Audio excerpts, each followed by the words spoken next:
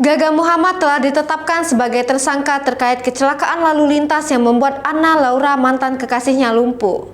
Gaga Muhammad juga ditahan di rutan Satlantas Metro Jakarta Timur dan perkaranya dalam proses persidangan di Pengadilan Negeri Jakarta Timur. Selebgram Laura Anna angkat bicara mengenai status mantan kekasihnya tersebut. Laura tidak ingin membawa permasalahan ini ke ranah hukum, akan tetapi dia geram lantaran mantan kekasihnya itu tidak ada itikat baik satupun untuk memberi tanggung jawab kepada dirinya. Ditambah, Gaga Muhammad sama sekali tidak mempedulikan dirinya sebagai kekasih kala itu. Laura tidak mendapat dukungan mental dari Gaga.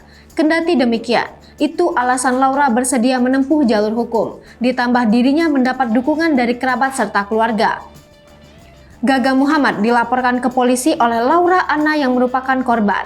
Kasus tersebut dilimpahkan ke Kejaksaan Negeri Jakarta Timur oleh polisi pada 21 Oktober 2021. Kemudian jaksa mendaftarkan perkaranya ke Pengadilan Negeri Jakarta Timur pada 1 November 2021 dengan nomor 895-Pidana-Khusus-2021 Pengadilan Negeri Jakarta Timur.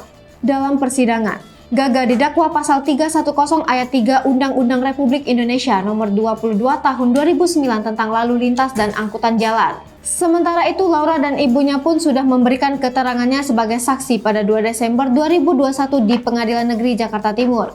Hari ini, Gaga akan kembali hadir secara online dalam sidang beragendakan pemeriksaan saksi dari JPU di Pengadilan Negeri Jakarta Timur Kamis 9 Desember 2021. Hai pemirsa Sri Popo TV, jangan lupa komen, like, dan subscribe, serta tonton terus berita-berita terupdate lainnya ya.